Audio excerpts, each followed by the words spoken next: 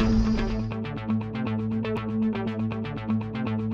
the Watergate building in Washington, this is Hotline TV. Now hear Hotline editors Amy Walter and John Mercurio.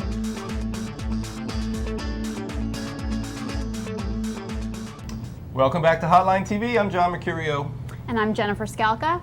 Hey, John, the shirt looks familiar. Yeah, shirt and jackets. It's a laundry day. It's a laundry day here at Hotline TV. It's also time for a little bit of delegate math. According to projections from our friends at First Read and NBC News, Hillary Clinton now needs 58% of remaining pledged delegates to get to the pledged delegate lead back that she so desires. Now, we're not talking about superdelegates here, just pledged delegates. There are still 353 unaffiliated superdelegates up for grabs. But Jennifer Skalka, my question for you is she going to be able to pull off the wins by these huge margins that she clearly hasn't for the past 10 elections? Right.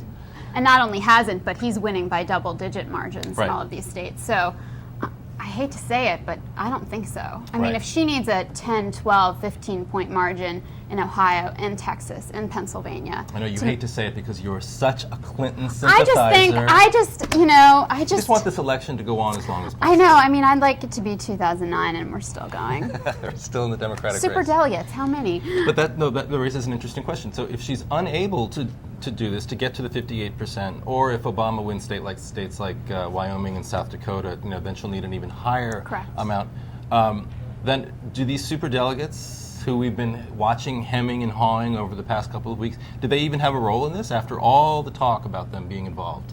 Well, they ultimately won't, will they? I don't think so. Yeah. I mean, I think if the margins are small enough, or if he plucks off one of the big states, if he manages to score in Ohio, for example, I don't know how she fights it. I don't know what argument she makes to the superdelegates then for them to stick with her. Right. And what we're seeing now is that actually there are superdelegates flipping from her. Right, from her. There was just one in New Jersey yesterday that we watched. And we're not seeing the opposite happening, right? Right.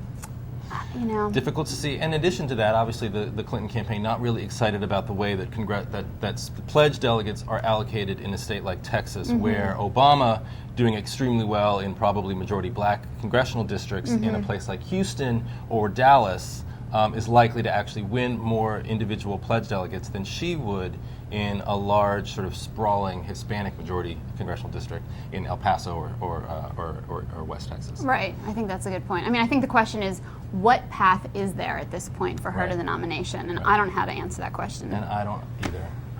Unfortunately, this Democratic race looks like it's winding down, and so is this episode of Hotline TV. I'm Jennifer Skalka. And I'm John Mercurio. We'll see you next time on Hotline TV. But tune in every day, all day long, to Hotline's On Call for up-to-the-minute updates on what's going on in this campaign. We'll see you next time.